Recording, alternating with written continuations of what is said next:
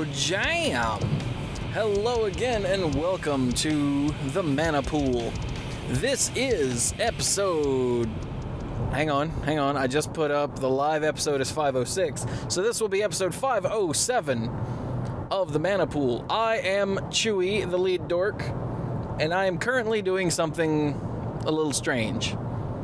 It is currently the Saturday of the Dominaria Prerelease at 7:18 p.m.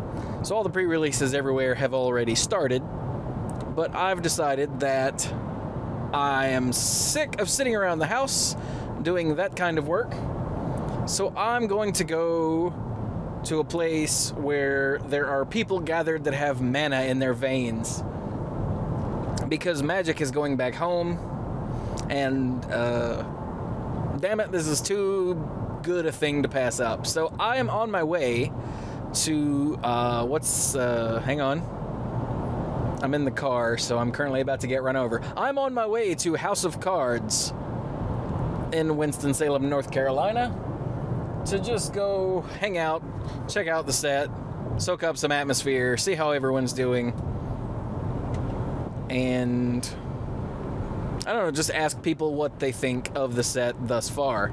So that is the plan. So with that, I will be back shortly from House of Cards. Alright, so I have now arrived here at House of Cards in Winston-Salem, and I'm sitting here with, hey, who are you? Mike. But not Beardy Mike. No. I'm beardless Mike currently. You are? It's sad. So, you're level 2 now, right? Yeah. That happened, what, a couple months ago, a few months ago? 6 months ago? I have no concept of the passage of time. I passed my... Well, it was, and then somebody just butted in. Hey, are you recording? That happens all the time in real interviews, man. It does, yeah. And I was actually hoping you'd come back, because... So, like I said, when did that happen? I passed my test, actually, like, last July. Has it been that long? Yeah, but Wow. Lyle never put in my review until Saban was like, yeah, I'm going to override that and just mainly put in your review, so December. Oh, nice. Yeah. Gotta love the... And then Lyle was like, judges. oh, by the way, here's your review. Like a month later after that. It was great. Thanks, Lyle. Love you. Lyle doesn't listen to the show, it's fine. So, you're Mike. Who are you, sir? Carter. Wait, what was that? I'm microphone shy. Your microphone. Oh, well, then go away. So, no, I just wanted to... I've been sitting around the house all day getting antsy. Okay. Because we're not going to a pre-release until tomorrow. And I'm like, Dominaria came out, so I figured I'd show up here unannounced and just bother people about Dominaria. So, how's it feel to go home? Go home, or is it like Kamigawa-esque, or like, I don't know, like... It's legendaries, but we can actually pronounce the names. Okay, there is that. Yeah. What about? Okay, here's a question for you. Yeah. When was the first time you went to Dominaria? Oh God. Because I started playing. Because for reference, mine was Ice Age. Let's see, I was Yeah. Odyssey block. That's when I started. Okay. Odyssey and then Onslaught. Now, Onslaught's when I came back, so. Yeah. Yeah. So that's when I was playing. Nice. When I first started. How about you? You guys are old. I started playing at Ether Revolt. Oh, so this is your, Actually, this Kaladesh. is your first time going to Dominaria. Yeah. Nice. No, I mean, I read all the things. I really want a Yawgmoth to come out. Yeah, you do. I just want the card. I want it to be, it's 4 Fire Exceed mana, and then it's just an 8/8. And then Death Shadow plays it every year for the rest of its life. For the rest of forever until the and ban. it's just turn 1 giant thing. Also this Death Shadow. It's like a 10. No. You cast Yawgmoth and you automatically go to like 5. Yeah, if it's 4 Fire Exceed mana, that's But you have to down target to- Yawgmoth. Like your opponent has to target Yawgmoth before they do Yeah. anything to you. Yeah, what do you do? What do you do? I don't know. But what if it was 5? Then it can't be Fatal Push. I don't know. This is why they didn't print this card. I want it to be pretty. So how are you? You've done what? This is your third one? Yeah. How are you liking the set? I mean, it seems like it's a fantastic, like, limited sealed set. I'm curious to see what it'll do in constructed formats, but, like, this feels like a real blast to, like, draft. Wait, when is rotation? Is that with the core set? After core set in the fall. What is this new core set? We don't know yet. I mean, core set releases in like July. Yeah. Are we doing another Dominaria set? How many more Dominaria sets? None. What? They haven't specified. None that they've said. But they don't have to do anymore because they're going to the one block I just want a set Yawgmoth thing. card. That's all I want. You're not getting so a much Yawgmoth mystery. card. You're lucky he I feel appeared like in the it's gonna art on the be- card His this face time. is interesting. I want like a giant, like I want Emrakul, the Aeon's Torn, and frickin' like Merit Lage. Leopold. Merit Lage. We already got one of those. No. I'm saying, like, just put all of those. Merit Lage, the Oh, original. and Maryland. Merit Lage, the original will drop. Like the Titan. Aeon's Torn that's and true. all 5 of the Praetors mashed into one card, and it's like 20 mana. I don't know. You win the game. And Because your opponent and cries. it's colorless, so I can play it in my crew fix deck. Thank you. I see what you did there. So Is that like a microphone? Is that like a... it is. It's wearing a hat. Can I speak in it? Well, you are. It can hear you. Yes, it can record from all the way over there. Are you kidding me? Nope. Children are delightful. Can I... Yeah, they are. After you're done recording it, can I listen to what you recorded? Well, there's no way to listen to it without a computer, sadly. Apparatus. With which... Yeah, which is a problem sometimes because every once in a while it stops recording and I don't know. So you're recording this for posterity, What? but No, for- nobody will ever hear it. Right, we'll go with that. He'll talk about it later on in his podcast. How do you... I mean, this is the podcast. Wait, Oh, well, this is a sad podcast. is there like a USB port or anything? Yeah, there's a USB port. Oh, okay. Yeah. Yay! It is possible to get it alpha here. This is no way to listen. Actually, there might be. Maybe there's just a headphone jack and that's it. Oh, there is a headphone jack. I've just never used it. Neat. Neat, learning things every now. I do, yeah. That's why I'm still alive. Well, thank you. Where were we at with our conversation? I have no idea. So Completely derailed. We were at why won't they print more broken creatures? No, that's not where we were at. What? Wait, we've been joined. Who are you, sir? Andy Hubbard. Hey, buddy. I haven't seen you in forever. How you doing? It's been a while. You don't make it over often enough. I don't go anywhere anymore, so You too busy? He just sits there and plays Hearthstone. I don't. Yeah, for like this much time, and the rest of the time I'm like editing videos. Man, look how bad I am at Hearthstone. So exactly. That's actually what I was doing earlier today. Anyways. So, Andy, you're wearing a Judge shirt. Yes, sir. You're an L1. L1, yes, sir. I'm so sorry. It's great having minions now.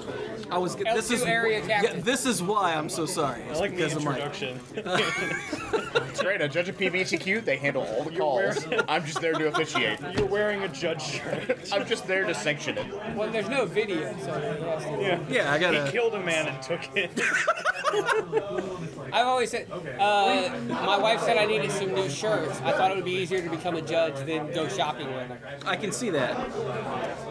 Everyone's a comedian. Yep. So how are you liking the new set?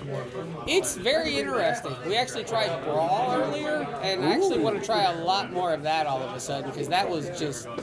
Because at least half the cards in Standard never see actual Standard play. Yeah. Probably Yeah. 3/4 plus.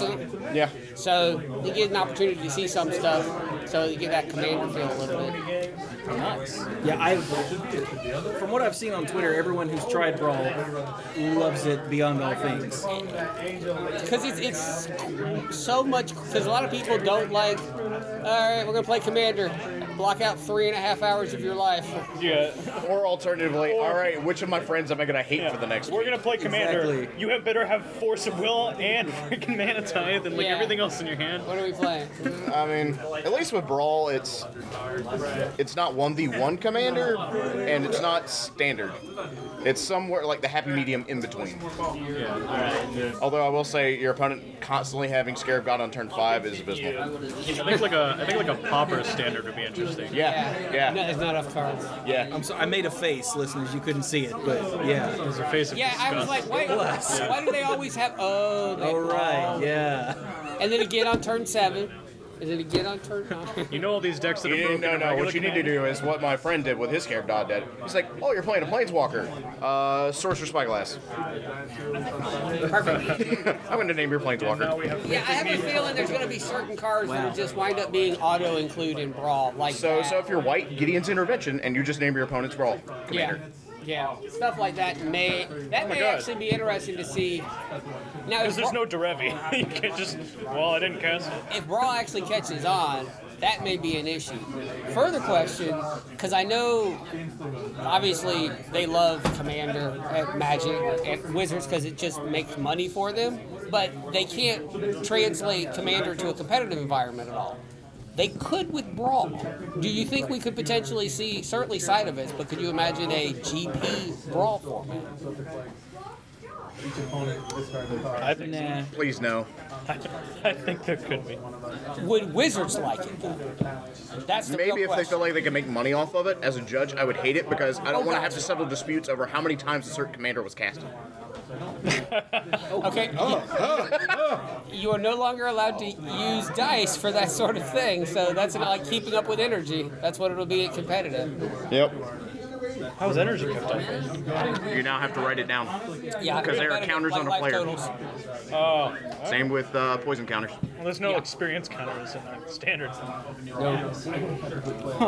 Could we get those in Legacy? What? We could, technically. Get what? Experience counters in Legacy. Oh, actually, you do. Yeah, a lot of the commander cards are legal in Legacy. Yeah, it's just nobody plays them. Well, Actually, there's a Kest deck apparently. Oh yeah, there's that, but that doesn't use experience That's counters. true. Could you imagine Marin stacks in Legacy? Oh my god, that would be awful. I'm trying real hard not to punch you right now. I just want you to be aware. All right, Just for the record, he's making a face again. we're brewing that up. Different face, though. you know how much everybody brewing likes that up sacrificing tomorrow. things? I do. Start now. I play prison decks, I'm sorry. Don't be I think of sorry. evil like You're not supposed to be sorry for playing prison decks. If I was going to play Brawl, I'd play with that mono white. You have to pay to attend? Okay, wait a minute, I have to pause for editing. It's hard to keep a conversation going because I'm enjoying this. There's so much new stuff we're just bouncing around from cards that they're never going to print because they don't hate I us. just want another Eldrazi winner, to man. Brawl, but so as far as the new cards go, Yeah. what do you think? What's good? What's not? How's the sealed format? I haven't gotten to play it yet. The uncommons are, especially the legendaries, are super powerful, and you can really tell when you're playing it. Yeah, I went from attacking somebody with only commons and uncommons, turn 4, attack for 4 in the air, first strike, then played the uncommon that gives first strike, double strike, attack for 10 on turn, the next turn. That seems okay. Yeah, the sagas feel really good too. Like the Triumph of Gerard. Oh yeah, this one little dude I found here. Yeah, he's bigger now.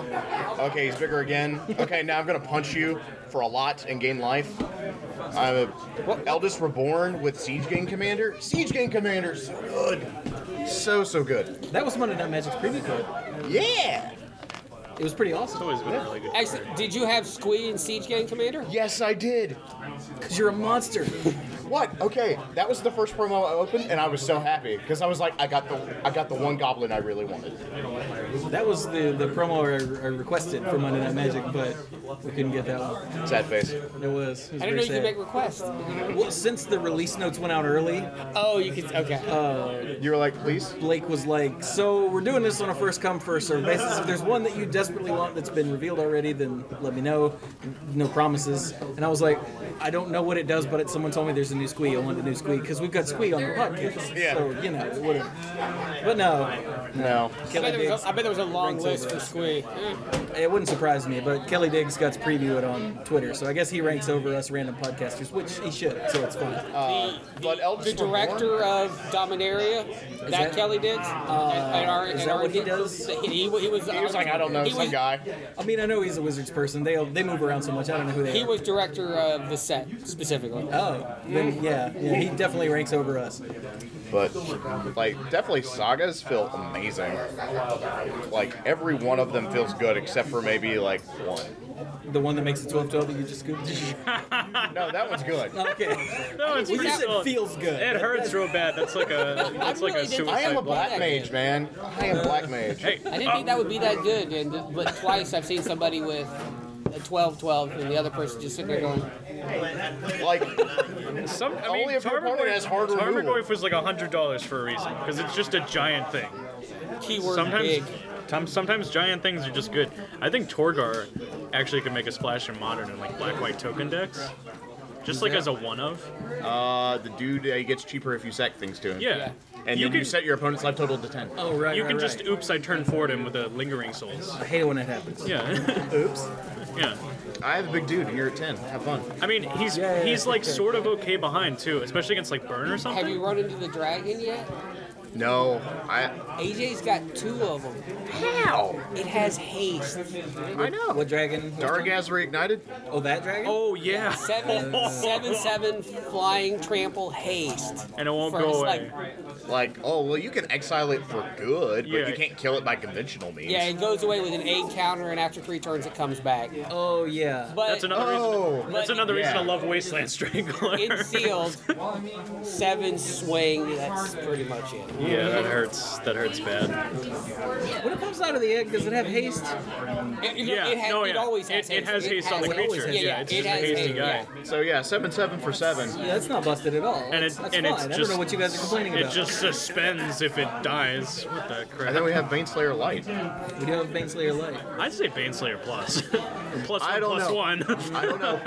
Protection's great unless you're playing Angel Tribal, but I don't know. That feels weird playing Angel I Tribal. don't. There's not a crazy number of demons and dragons in like higher level competitive. Okay, wait. Like what are the competitive dragons in standard?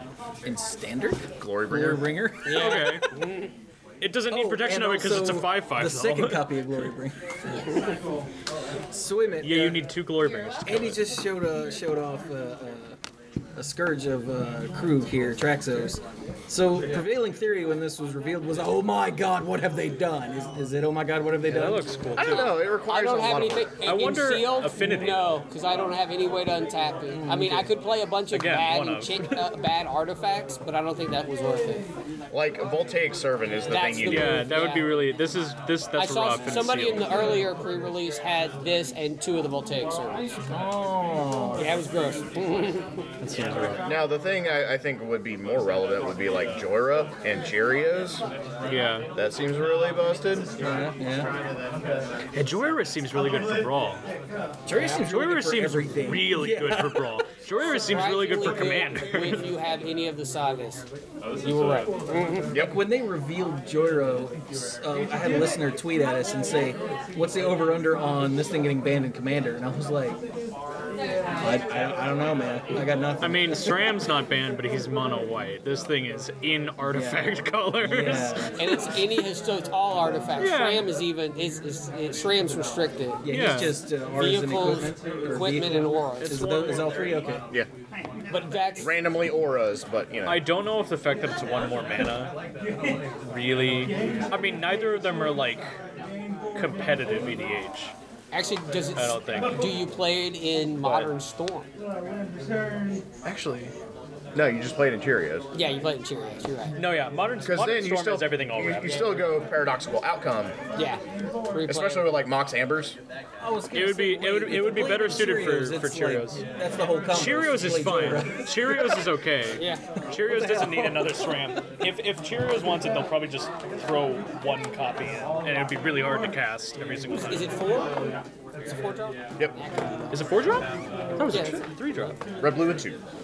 Now the 3-drop red blue guy, the Cinder Flame, He seems Cinder Wind, seems really good for like a tribal flame, cinder. Earth, Wind, and Fire. Oh, I love that band. But, Do I no, love like, that band? I don't know any songs by them off the top of my head. I don't either. September. We're too white for that. Like When September Ends? That's No, Green no. Day. That's September. I remember The 21st day of September. Yes, the Cinder one. I keep seeing these and thinking they're cut off at the Oh, top. this card. Okay. Yeah, like I feel like this can be a new modern deck with like red blue tempo wizards. Because you know what's also a wizard? Snapcaster Mage. And then you just play 4 bolts, 4 wizards lightnings, 4 wizards retorts. Good old counterburn again. Yeah, you All actually over can again? run. Yeah, Storm Chaser Mage is also a wizard. yeah. Hey, Delver's a wizard. Is it? It is. Wait, is the flipped? Flipped, it's not a wizard, is And it? it's Insect Aberration. Yeah, and But is that's it a the name of the wizard? card, it's an yeah, well, I don't know its insectile type. It might I don't know still be its type. human. I know it might be human insect. Hey, you know what? We have the internet. insectile We aberration. get one of that? those. It's a series of. We're in two- Winston-Salem. There's no internet here. Human insect. Fire. Yes, he becomes a human insect. Okay, so he loses. Whatever. Wizards. That's Whatever. It's still 3/2 But yeah, if you have critical Yeah, in that mass of deck you might as wizards, well play it, right? but that means you get counterspell in modern though. I know. That's what I'm saying. Wizard, you play Wizard's Retort. But you know, Snapcaster Mage, Storm Chaser Mage, which is a 1/3. I would. Like I don't. almost the same prowess. guy without prowess for I don't everything. trust. I don't trust Wizards Retort that much. I don't trust. Clearly, I'm sitting with the wrong people. I've sat down with horrible people here. I'm talking about counter burn. We Get can't- off my show. I play Red White Prison. Counterburn What's is wrong with it? At not least it's that red bad. white prison. Counterburn is not that you know, bad. the really bad versions. Or Lantern. I don't like Lantern. I want to build Sleeve up- Sapper. Sleeve up a Soul Sisters deck and play against Counterburn and see how much fun they have. I can't take Soul Sisters as a real deck. I'm sorry. Real It's a finishes real every once deck. in a while. Aetherflux of Reservoir? It does that. Shoot you? It does that thing where it's just like, well, I totally trash some of the decks, but then just die hard to the other, to like Death Shadow. What? Man, whatever happened to Death Shadow? You remember when that was like the deck? It's still like the deck. It's It's just still like Jund. It's a good. good deck, just not great. Hey, you remember when Jason Blood Radio were going to destroy mine? Sorry. Yeah, I that got my was blood braids. that happened. I think it's gotten better. It brought, dude, that resurrected Lightning Bolt. I You mean- need Lightning Bolt now. I mean, Red Green Ponza got better. Do we really need that? I mean, it's a trade. What? You don't like your lands exploding? I play Blood Moon, but I at least let you keep your lands, okay? I'm not that. You can have your red. That's now. pretty mean. I would rather have a sack of dirt. I like the than- relative scale of Ponza got better. Well, I At mean, no when- point did you say Ponza was good, I noticed. I can't. No, I don't want to be that mean. But then we got Armageddon standard essentially. Yeah, that's. You know what's even worse is you can play like Is that World. white? Yeah. Okay, I got It's a historic saga, intervention. right? Yeah. No. Hear me out here. Historic intervention.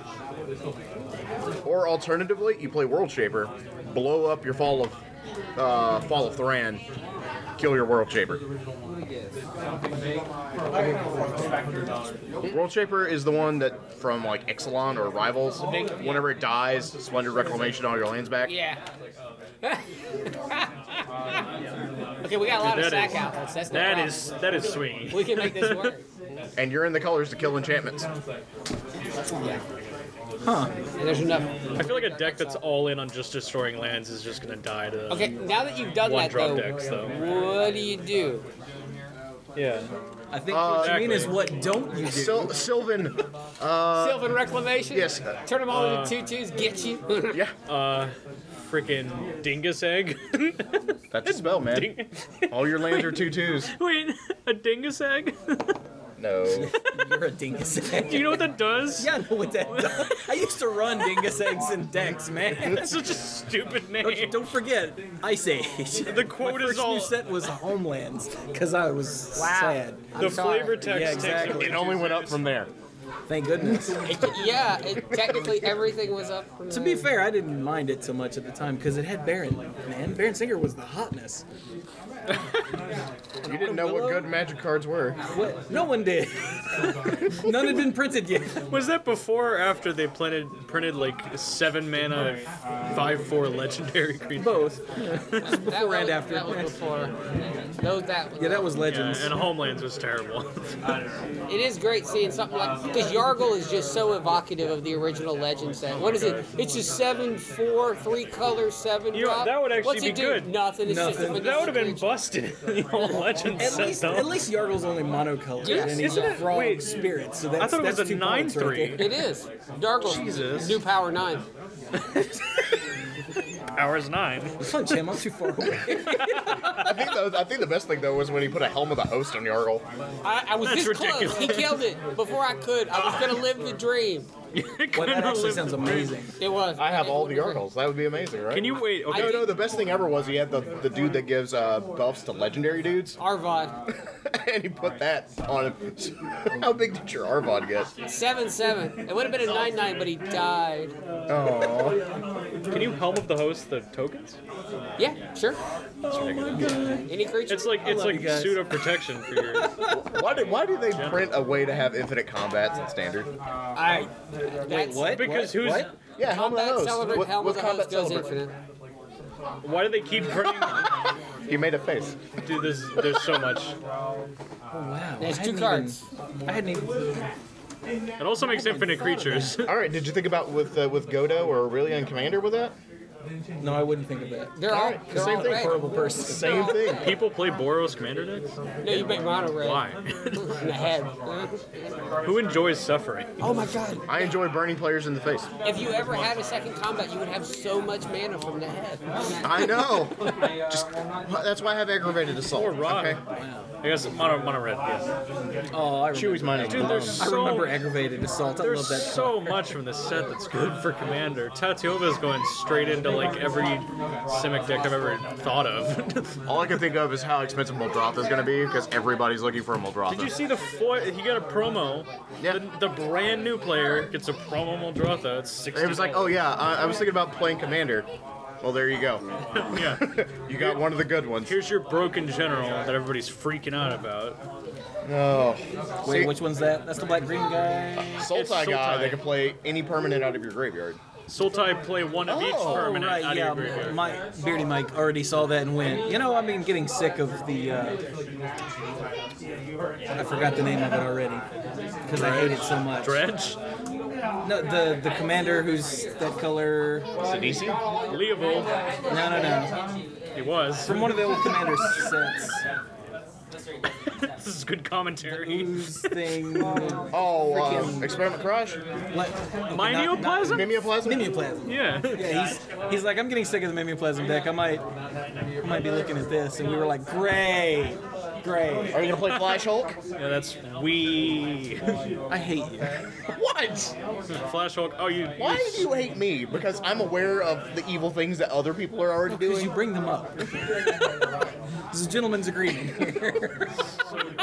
I'm sorry, but I have to bring you back to reality. Yeah, that's true. I mean, I don't play Magic anyway, so it's fine. That's so awful. Flash Hulk, they stifle the Hulk and then you reanimate it. It's just like, ah! You can just keep playing the Hulk out of your graveyard. Yeah. I'll sack it to something. It'll be fine. Let me go just go tutor out all of my creature combos. This seems I'm just fine. gonna tooth and nail real quick on turn 0. You remember the story of the, you might not have been playing. Wait, hang on. I have no concept of the passage of time, but there was a tournament where the Flash Hulk combo was like the dude just showed it, and his opponent didn't scoop. He's like, "Oh, cool, show me how it works," and the dude didn't know. Because Flash Hulk was really complicated I don't to even actually know. I don't even know. go infinite with it. So You go get a bunch all the 0-drop artifact dudes and disciple the vault and win. or that angel, That angel. resurrected thing back in the day. World's Is that Rhea? No, she cost too much. Oh yeah. It might not have been an angel. I can't remember. I can't either. It's the only deck in the history of Magic that can mulligan to 4 and still win. Flash Hulk. Probably. Still win consistently. 2 lands and a Flash Hulk. I mean, I've won with Insult Artifact with no lands and What did you multiple install? fourth. Well, it was more of like, oh, cool, I've got an Ornithopter to play early. Land, Insult. Let's start going for 5. I hated the giant scissors. I hated them so much. Oh, hey, just so you know, there's a saga that does that for all your artifacts. Yeah. Tezzeret does it too. Yeah. But those take a couple times. And Tezzeret has his own scissors. That's true. They're monogrammed. Getting flashbacks to like the saffron olive. We've written TZ on them. They're nice. Oh god. Like I'm just looking at some of the combos in standard and I'm like, these are dumb. Like there's one with Tashar, I was looking at from TCG Player, and it's you use Scrap Trawler, a Ballista, and then like Yahenni. So that's an easy combo. So Ballista's in your graveyard, sack Scrap Trawler to Yahenni, bring back Walking Ballista to your hand, play Walking Ballista for 0. How much time is on there? Get the Scrap Trawler back from Tashar's trigger. Repeat. Oh. What does this achieve? An infinitely big Yahenni. Okay.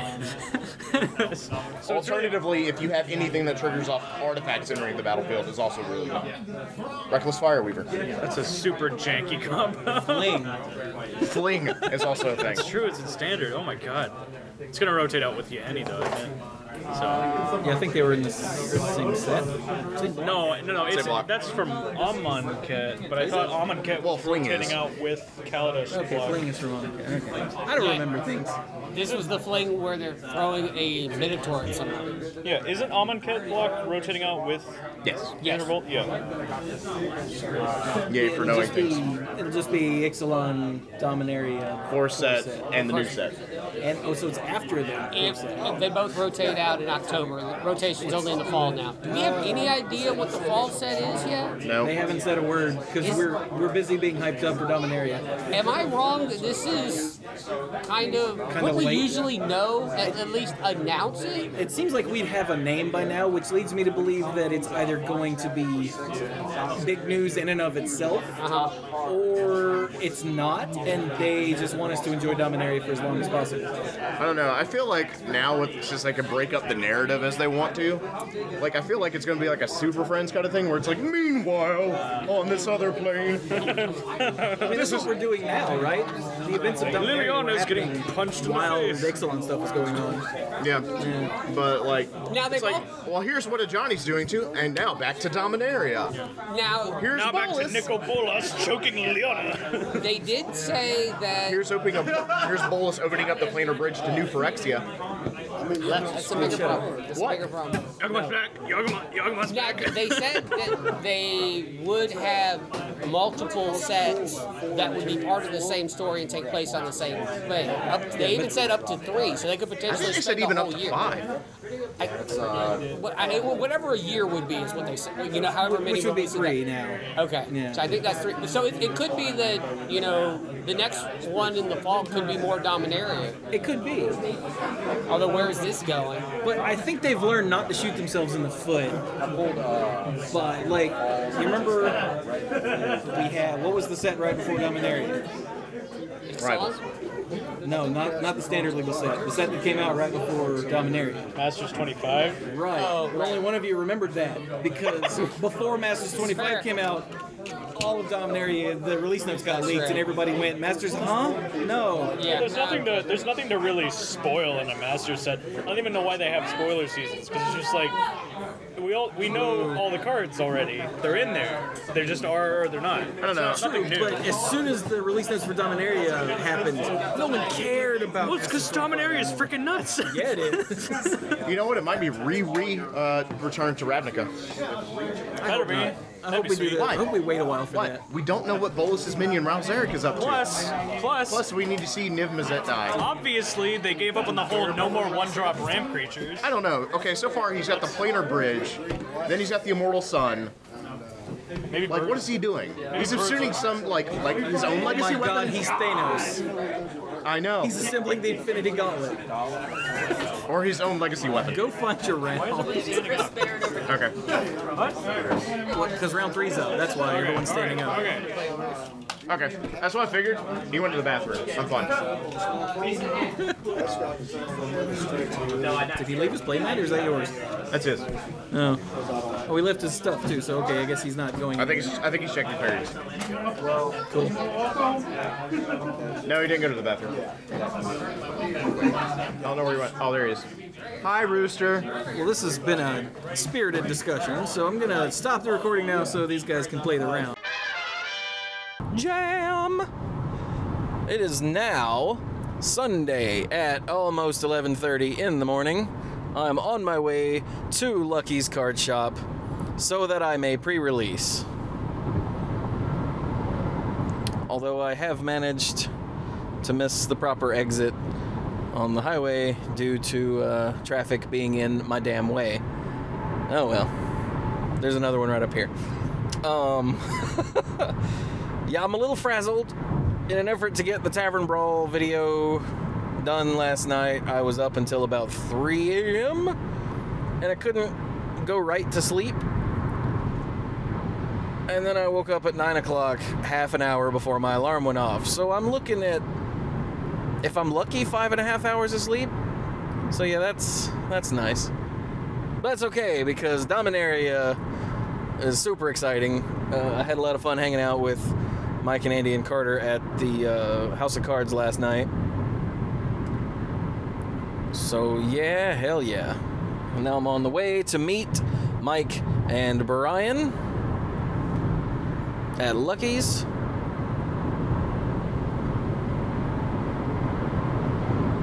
Man, missing my exit over there really messed up my brain. Like, I have a set way that I go to Lucky's, and now I can't, and so my brain is, like, screeching to a halt. So tell you what, the next time you hear me, I will be at Lucky's with at least one other dork, or maybe some other randos. Okay, bye! There you go. Alright, so I'm now at Lucky's as expected, and I'm sitting here with Mike and Brian.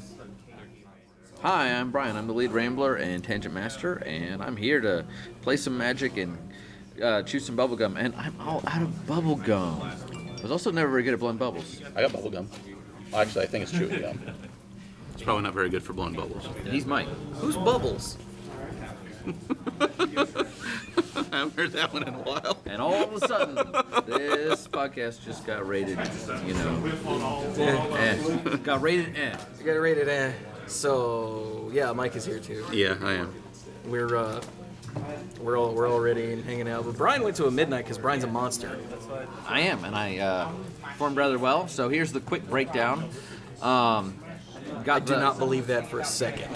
Let's get going then. I do want to give us a little bit of setup. So I got there, opened up the packs and the bonus pack, and as you know, in the bonus pack you get one foil mythic or rare, and one foil legend, which could be of any rarity. My foil. I did not know about the bonus pack. Yeah, you know how you. Promo, but you get two instead of one. Yeah, I didn't know you got two. you got two. Cool. Pay attention. And so the rare can be. When did we know that? I didn't know this. I heard it on Twitter. And this is yesterday. why this isn't okay. short. So No, it's not short because you were talking. for my foil rare, I got Hazardous Bombardment, the aim counter thing, and for my foil legend, I got Multani. So again, that could have been like an uncommon legend or higher, and I got Multani. Nice. Guess how many times I played it? Once. And yes, it was in the deck. And then my other rares were Siege Gang Commander. I heard a great podcast promote that preview. Oh wait, it's Monday Night Magic. The Antiquities War, neither of which got played. The rest of them were Territorial Allosaurus, Rite of Belzenlock, Mishra's Self-Replicator, and Demon Lord Belzenlock himself. Cool. Which I did draw several times. The deck itself, I won't go into every card, but I ended up with a green-black with a very light splash of white, light white splash. Yeah, for one card. For 2 cards. Oh, 2 cards? Two What was cards. the other one? The black-white vampire legend that pumps all your legends. Avra, Alucard, whatever. The vampire guy on the Weatherlight. Well, you're looking at it. What's his name? Well, I can't blow it up really. Oh, hey, look, I can blow it. Arvad. Arvad. There we go. Hey, Yeah. I can blow this up. And then the other one was the Who's this up? Modern. the other white was Shauna Sisse's Legacy, the 2-drop. Okay. I And didn't then catch her. And then I did have You sent me the picture. And then I did have the white Memorial. which actually came in handy one time. The White Memorial. The White Memorial. You sack it and get 2 soldier dudes. Oh. And so because I had a decent amount of land search, I only put in. Oh, it's an artifact. That's why I didn't spy. I don't know what any of those cards do. No, it's a land. It's a land. Oh, the land. Right, The right, land. right. The white. So I had a decent amount of land search. So I only put in 1 plains, and then. What did I say? So What's that artifact? Okay. So it was mostly green, almost evenly split between green and black with those couple of splashes. Right. So, round 1 versus S, and I apologize. I don't remember what his actual name was. This was not changed to protect the innocent because he was actually a pretty cool guy. Everybody I played was a pretty cool guy. We're gonna call him. Was also playing Abzan with a more even split. So get this. Game 1, he goes first. His turn 1 discard spell, the black reveal their hand. You pick a creature or an artifact, and they discard it. Grab my Whisper. Whisper, by the way, is ridiculous. For 3 and a black, it's a 2/2 human cleric legend.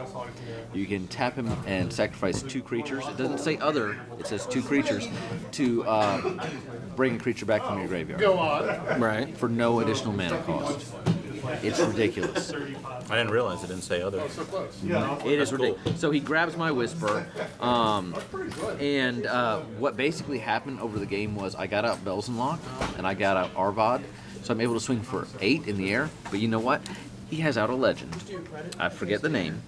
When it enters the battlefield, There's so many. There's a lot. When it enters the battlefield, target player's life total becomes half of their starting life total. Right. So he's just able. Well, how is he able to go back to 10 every turn? Because he puts the helm on it that makes a copy at the beginning of his combat. So first he set me to 10, and then I'm like, all right, swing for 8. He's like, all right, I'll go to 10. But I had out, there's a 2-drop ooze for 1 and a green. It's a 2/2 ooze, and when it blocks, it becomes blocked by an equipped creature. At end of combat, you destroy the equipment.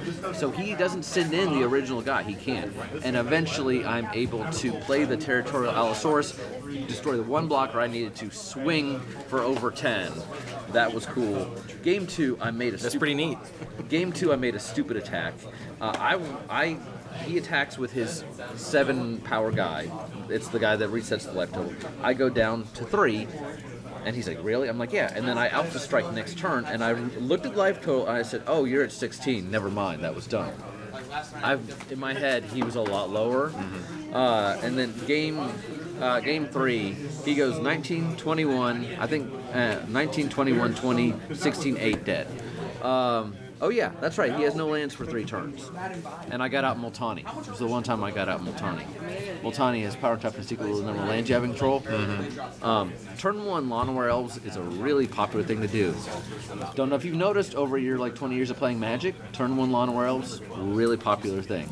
Yeah, I actually went to House of Cards last night. Oh yeah? And hung out there, and recorded some stuff. Oh wow. With Mike, the level 2, and Andy, a level 1, and Carter, a dude who just met. Hey, buddy. And yeah, it was widely believed that Llanowar Elves is the best common in the set, which, duh. So, round 2, I'm playing against Michael. He's in Jund colors. Game 1, sounds like a thing he would do. He's on the play. We both have a turn 1 Elves. And we both have Whisper, but I destroy his, and I manage to resurrect my Juggernaut after he killed it the first time. And Juggernaut kind of carries me the whole way. Game 2, we both have a very slow start, but he's able to get out. There's a 2-drop Elf that you can tap it to put a land from your hand into play. Untapped, by the way. So that's his only thing. He's just like land, and he plays a turn 5 Daragaz. And I'm like, I draw the removal spell, and it's the 4 cost, just a black sorcery, destroy target creature. And I'm looking at him like, I hate to do it because it's just gonna come right back anyway. But I've got to buy myself some time. And then he played something big that I didn't even bother writing down. He didn't change. My life total goes from 20 to 13 from Daragaz to 8 to dead.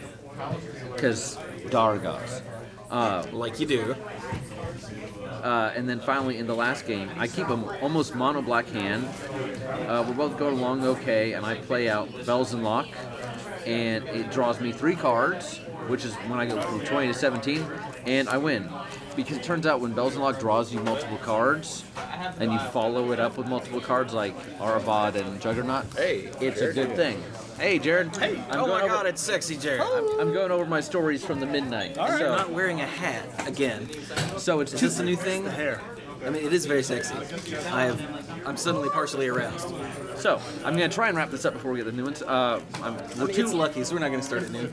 We did at midnight, but that was midnight. Yeah. So we're 2 rounds in. I'm 2-0, and I'm doing awesome. And Lucky says, "Oh, if you win the next one, you can just intentionally draw the last round and go home and sleep." I'm like, "Of course that means I'll lose the next round." So I play against Greg. He's on white-red, and I'm finally playing against someone that doesn't have a Whisper in their deck. Whisper is insane.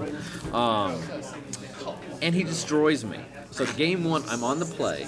I go turn 1, there's a search spell for a single green. Look at the top 3 cards of your deck, reveal a land or a creature.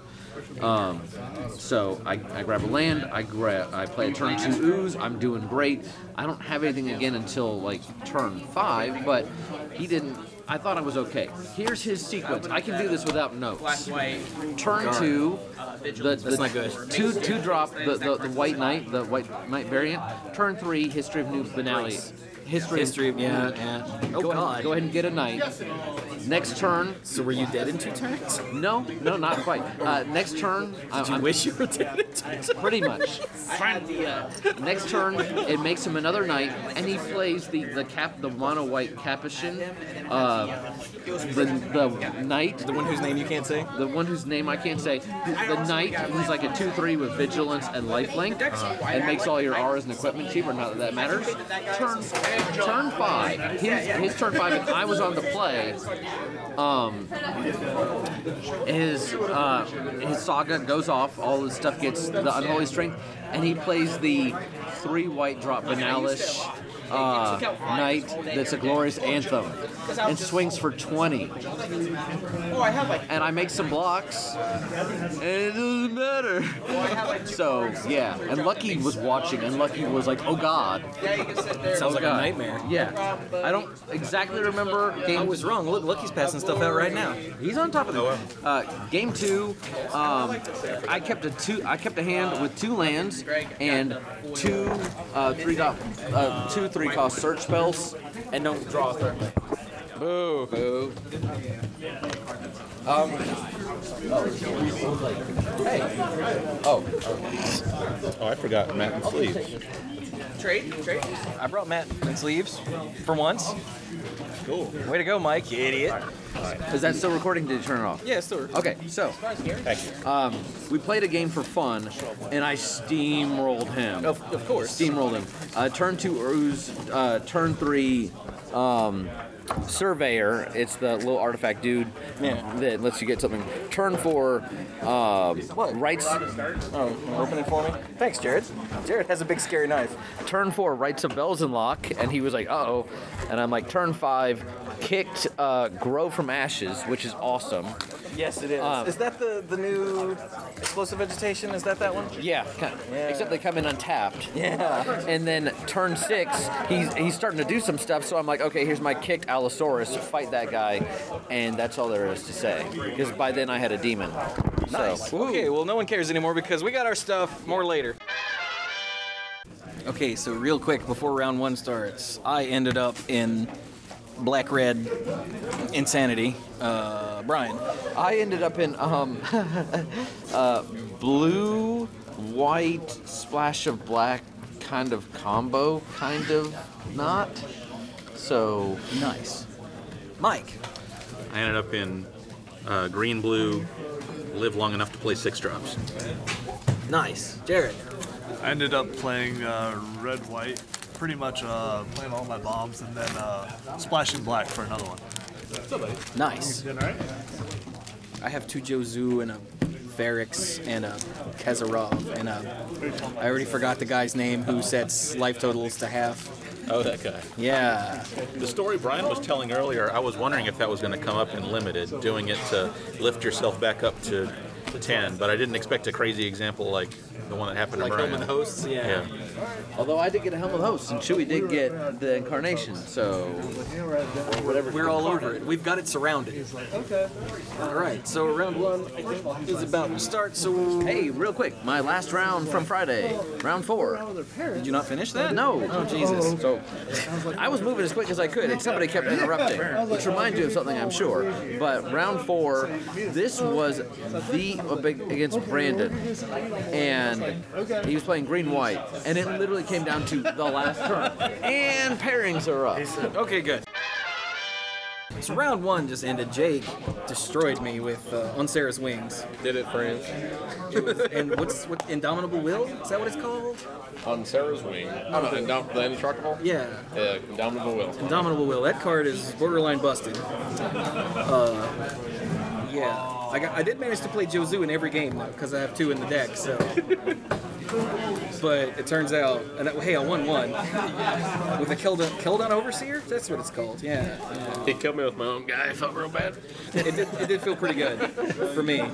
But yeah, he put On Sarah's Wings on a thing and had a 2/4 flying lifelink vigilance and 4/3 flying lifelink vigilance indestructible. And the one time I drew a removal spell, he's like, no, with Indomitable Will. So screw you, Jake. But I love it, you. And everybody looks like mine. So I'm now sitting here with Jake, and who are you, sir? Kelly. And Kelly is also old like me. So hey, Kelly, when did you? Wow, he's got a Weatherlight playmat. That's actually really sick. Did it? Wow, how old is that? Actually, I got it made in Charlotte, and it's only like 6 years old. Oh, okay. 6, 7 years old. That's pretty baller, though. Mm-hmm. Huh. You probably like this one here a lot. Oh, he's got another one. Hang on. What are this? Wow. Is that Urza's head playing poker? Or main magic? Yes. Dude, that's amazing. Yeah, it's like the dogs playing poker. Yeah, it's the dogs playing poker, but it's planeswalkers playing magic. That's hilarious. Who did that? It's same place in Charlotte, but it's Aldo Dominguez. Aldo Dominguez. From the Fortners? The Fortners? The what? The Fortners, the one that owned the Charlotte store. Yeah. I ran into him online, and then we just went up there. Get the story and fill up all them on the... I don't know exactly. They got like a go-kart track in the back of it. Yeah. Yeah, that's Nice. So let's see. We've all been playing forever, right? When did you first go to Dominaria? Oh God. Let's see. So playing since Unlimited. So Unlimited. Pretty much, huh? Nice. How about you? Weatherlight Tempest, right there. Nice. So you picked up about the time I stopped the first time. Yeah. Okay, because I think Weatherlight was the last set I bought packs for. Nice. So how are you guys playing sadistically with Winds of Wrath and Sarah Angels? All right, I'm not talking to you anymore. So how are you guys liking Dominaria? You've done what, like 3 pre-releases now? Yep, 3 pre-releases on that. So far, so good. The power level is definitely a lot higher for the uncommon slot than the rare and mythic slot, which is the first. Ain't that the truth? It's great. It's a great set. I love it. It brought me back into playing. How long has it been since you played? I played in the, how do you say it, Ixalan? Yeah, Ixalan pre-release, and didn't like the set, so I didn't play. And it had been about 3-4 years in between since I played since. Nice. Cool. I think it was the Charlotte Grand Prix that was really big. Was the last tournament that I played in. Oh, nice. When it was the largest one. Yeah, until a few months later when there was another largest one and then another largest one. Fun fact: I was actually at like the 3 largest ones in a row. I couldn't do it. I'm pretty sure that it was my fault. Like I was at Charlotte. Was it Vegas? Yeah, I went to the Vegas one. That was way too much. Vegas was insane. And then I was at Richmond, which was the largest modern GP. Yeah, I think Vegas was like 4,300 people. Yeah, and I think like Legacy, like Richmond, no, what was it? Jersey was like the largest Legacy GP at the time. Like it was insane. I just kept going to the largest GPs ever. It was nuts. So here comes Brian. Brian, how'd you do? I won. Nice. So, I'm playing my janky kind of like weird deck, and then in game 1 he got a Slimefoot, and I drew lots and lots of lands, and he took me over, just a peck here and a peck there.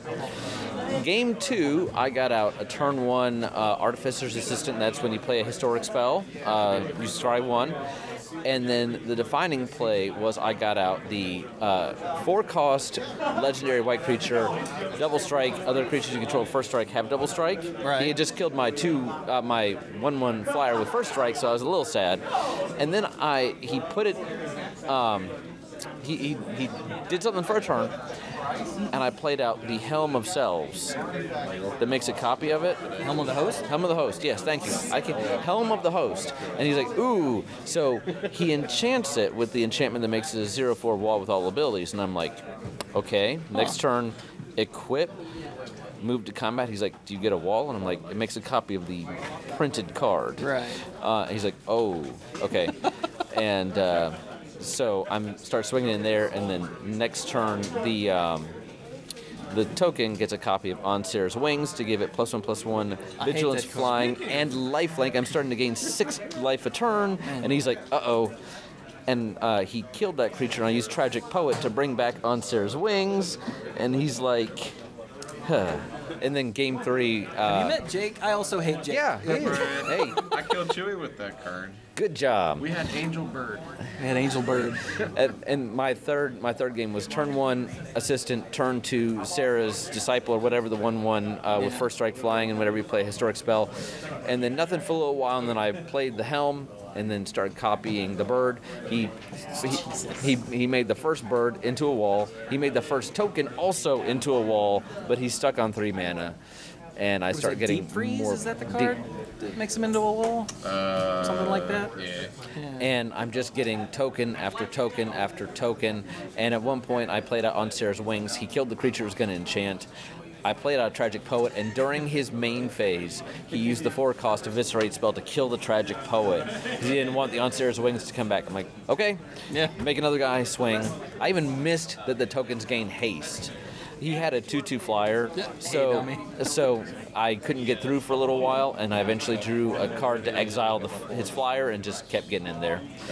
His back was against the wall mostly due to mana issues. So nice. Yeah, I was mono black in my first game, and so that didn't help. Yeah. And then I killed an Overseer. I finally drew 7 mana to kill an Overseer to steal his dude and kill him in the second game. And then Onsear's Wings made a 4/3 Angel Bird. Yeah, Drew and played a Jozu in every game, so that's good. That's cool. Yeah. All right, shall I finish my quick story from the other day? Oh yeah, sure. Why not? Okay. All right. So it's round 4. Game against Brandon. He's playing green-white. Game 1 is a nail biter. It literally comes down to the last turn for both of us. I got 10 of every single basic. And I am just needing to get through. He has 2 of the flyers, the 1/1 flyers, right? Right. And I am now at 2. I'm at 2 life because he attacked with 1 of them. I went from 3 to 2, and he has some guys out. We have about equal amount of guys because he's also at 1. And I'm like, I can't get through. And I top decked a Grow from the Ashes. And at first I'm like, well, I think this just means I lose because it's not a guy. And then I'm looking at my board, and I've got the White Memorial that you can sack to get 2 soldiers, and I don't have a Plains out. And I'm thinking, okay, maybe he doesn't see this. So I pay for it unkicked. I attack with everybody except for my Lawnmower Elves. That gives me that crucial 4th mana for that. He assigns the blockers, and he actually assigns the untapped flyer. And I'm like, because he's doing it in such a way to kill my stuff, including my green-white legend that gets +1/+1 for each creature I control. Because I think he then assumes he can kill me on the swing back. Right. So I sack the land, get 2 guys, which pumps my legend and gives me 2 more blockers, and he's lost his 2nd flyer. And he drew his card. And it was not an out. But there was so much mental stuff going on in that game. It was crazy. And then game 2, I played out a Bells and Lock. It dealt me 1 damage. We're kind of going back and forth a little bit. He has a ton of pump spells at pretty much any given time. He manages to swing in and kill the Bells and Lock and make his guy indestructible. And then, so next turn, I just don't do a whole lot. He swings in again with his guy who's now down to a 5/5. I use Whisper to sack 2 guys that don't matter and get back Bells and Lock, and he says audibly, oops, because I think he didn't realize I could do it. Now, I'm at 7 life. I start exiling cards. The first card it reveals is Juggernaut, which costs 4, so we keep going. So I hit Arvod, so we keep going. So we hit something else that costs 4, so we keep going. And then I hit my second copy of the 2/2 ooze, so I go to 3. No, I'm sorry. I took 4. So how? Yeah, that's right. Three things that cost 4 or more than one thing. And I'm like, even if, okay, obviously he wasn't expecting it. My Bells and Lock ate the guy, but I'm at 3. So next turn, I play out the Arvod because it's got lifelink, and if it needs to get in the way, it gets in the way. And Bells and Lock starts swinging for 8, and he didn't have an answer for that. But so I ended up 3-1. And had a great time. It was tons of fun. And looking back at it now, my deck for that was so much easier to build because it was just green, black, like big dudes and stuff. The deck I'm playing today is a lot weirder, but it has a lot of synergy. So Nice. Yeah. Hey, Mike's back. Mike, Hey. how'd you do? Jared beat me. 2-1. That was fine. My deck worked the way I wanted it to work in the first game, and it still worked the way I wanted it to work the second and third games. I just didn't win. The whole live long enough until you can start playing 6 drops plan.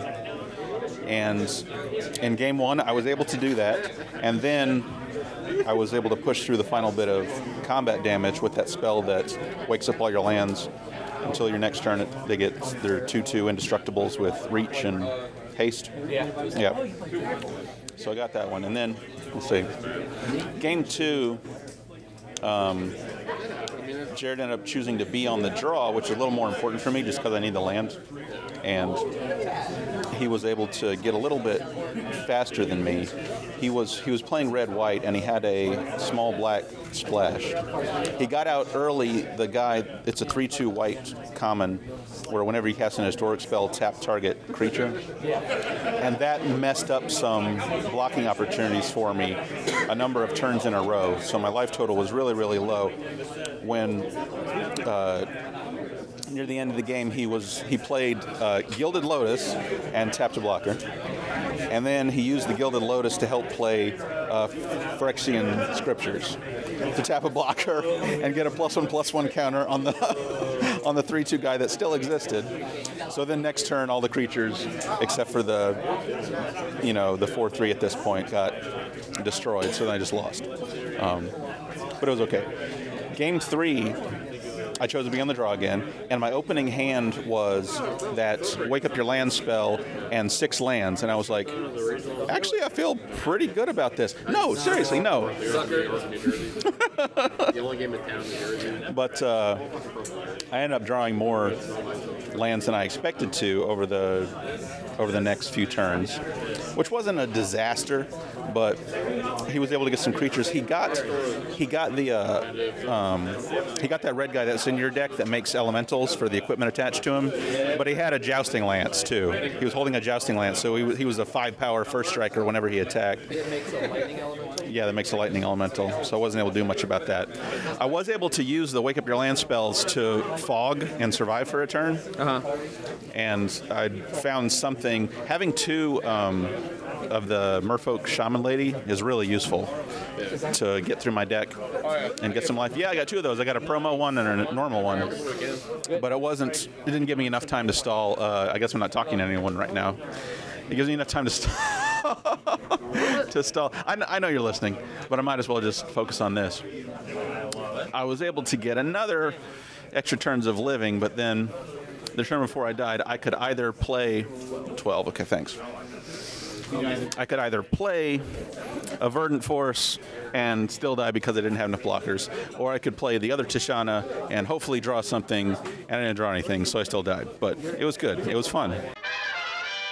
Oh, Ashley says hi also. Ashley says hi. Oh, okay. Hey everybody, Ashley says hi. So, oh, I didn't know. Round, what is this? 2 just ended. Hey, I won one. Nice. Well, I won 2 technically because I won the round.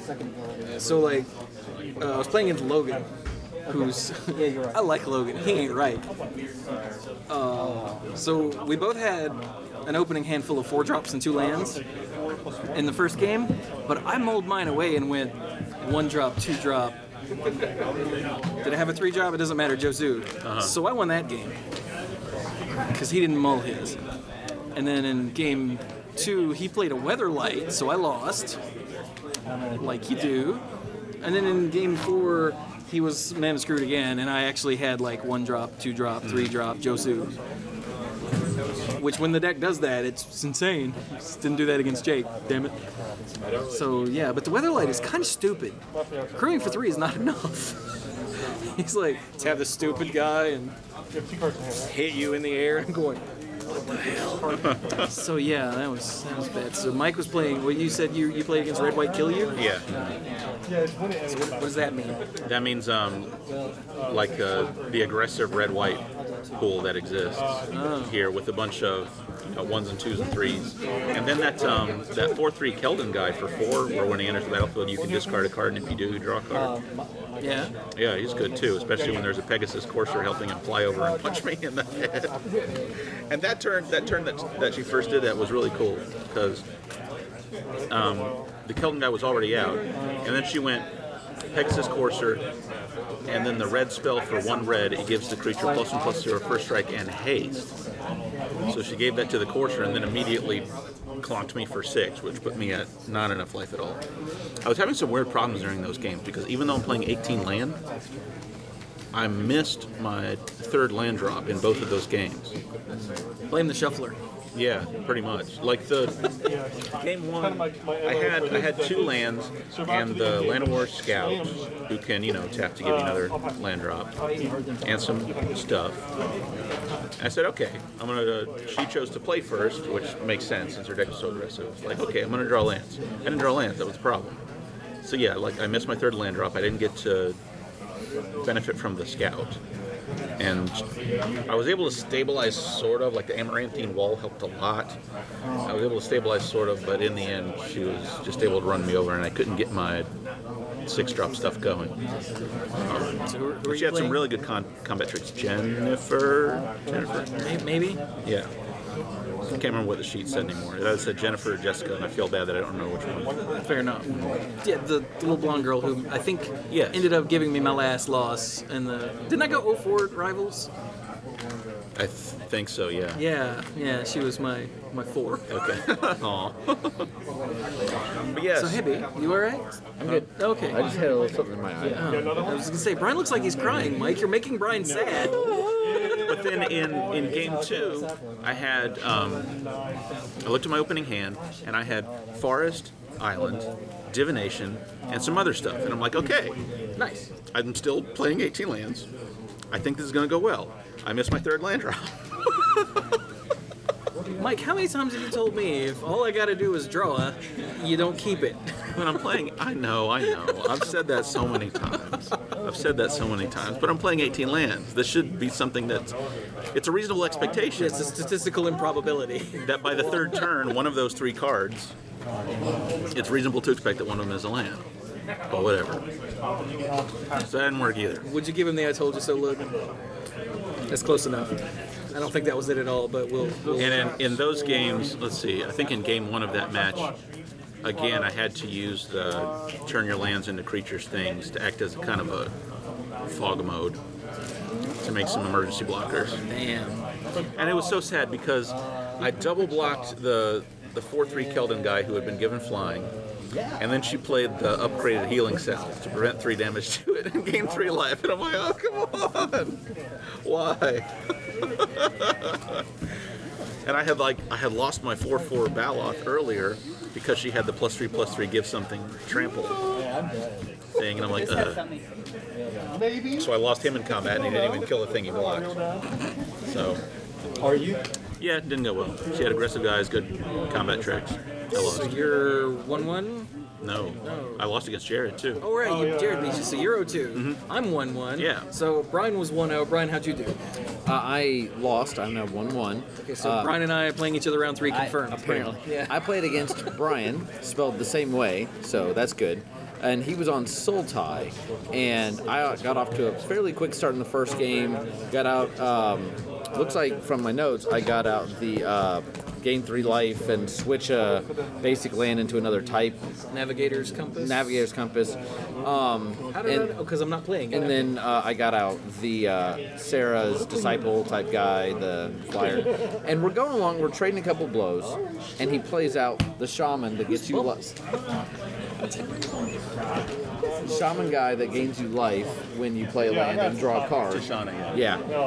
And I'm holding on, and I've got out the double strike. All your guys with the first strike have double strike legend. And I'm holding on to the Urza's Ruinous Blast. I'm like, now? And I chose to play out the Helm instead to start making copies. And I started making copies of my Artificer's assistant, and he's like, the bird? I'm like, the bird. Because I'm flying over, he doesn't have much in the way. The bird is the word. And he played out the 5/5 artifact for 6 with trample. And I'm like, now? And I'm like, let's see him commit a little more. The next turn, he plays out the 2/2 flyer that if you kick it, it's got more counters. I'm like, now. So I go in, Urza's Ruinous Blast, wipes the board of everything except for my legend, her Tashana, and my Helm. So making that story end badly. Okay, cool. Yeah, me too. Well, then she plays the spell that turns all of her lands into creatures. Oh, so wait for it, then it'll end badly. Okay. Yeah. So I went from 10 to nothing. Meanwhile, I had her hit her down, but she kept gaining more life. So I had a glut of like the top end spells in my hand. I also had other stuff I could do, but I could only do one thing at a time. Filthy glut. Game 2. It's kind of like an artifact control type thing, where I played out a turn 2, the orb that makes your spells cost more for every spell you damping sphere. It's in the deck because it randomly does good things for me. Like in the first round I played, and it really gave my opponent some problems. And I also just wanted a minimum number of cheap artifacts to trigger historic. So I play that out. I play another assistant. And then on turn 4, I go ahead and play the Brothers' War. And it whiffs the first time. But I'm also holding the Skull Candle thing and Skull Candle and a Navigator's Compass. So even with the Sphere, I could still drop both in the same turn. And then the second time, it showed me the assist Joria's Owl to make your historic stuff cost less. Ironically, without the Sphere, I would have been able to play it and drop the other 2 for free, but whatever. So by the time it activates, I've got out the Damping Sphere, the Candle, and the Compass, and I swing for 15. He blocks one of them with his elf. He blocks one of them with a little 1/3 guy. I can't even remember what it does. All he has left is an elf that he can tap to put a land into play. And even though all otherwise I'm left with is the Sarah's attendant guy, I'm doing all right. He even plays his last land onto the field at the end of my turn. I'm like, great, he's top deck. He top decks the sword that gives his guy +3/+0 vigilance and trample, and when that creature dies, equip it to another creature. Oh yeah, that one. He had also just played the 6/5 with trample. He didn't have that when the Brothers' War resolved. There was a turn in there, he played it. And I had played my 6th land and just passed so that I could activate the candle. So I killed the giant. He equipped the sword to the elf, and I'm like, I'm not blowing that up. I'm blowing up the big guy. And I'm hitting him in the air with the owl for a while, but I'm just slowing down a little bit. He turns the owl into an icicle, and I attacked with my Master of Repetition or whatever his name is. Yeah, Dean of Iteration, which I blame myself for because I missed the fact that the sword also gave the guy vigilance, but in the end I don't think it really mattered because then he top decked a spell to get 4 saps if it's kicked, And our life totals, I started out higher, but I'm just not able to deal enough damage. And when the game ended, he was at 4. I had out the Sarah Ascendant and the Owl, and I was like, if I draw an artifact, I win. And I drew the 1/1 flyer instead. And I played it and tried to see if he would do anything, and he just swung with everything like he should. So, it was well played. Brian won. Brian lost. Brian has lost. Long live the Brian. Yeah. Yeah. How'd Jared do? How did you do? Yeah, I'm 1-1 right now. I won first round against Mike because I'm sure he's already regaled you with our epic stories of playing lands and turning guys sideways. That does sound pretty epic. Yeah. Yeah, he played a lot of lands. He played like 2 lands a turn for many a turn in game 2. But match 2, I played James here. He's got a very good green-red ramp deck with Rada and the other 3-mana elf that makes a green for equal to her power. And was able to see one or both each game and just ramped him into his guys with kickers. Turned out really well for him. I stole game 1 off of the Chain Wielder destroying his Llanowar elf into giving my Chain Wielder double strike off of Kamda, and then into the enchantment because it +1/+1 Flying Vigilance Lifelink. On Sarah's night. Yeah, that one. Yeah. So I mean, that was pretty much the nut draw for my deck as well. That's pretty much. Probably not going to happen again. And he gave it to me the next 2 games. So yeah. I still love you though. Thanks, bud. Appreciate it. So that was locked up. I was going to blame myself for shooting one, but in the end, I don't know that. They're just discussing things under their breath over here. Because you were talking to him. Oh.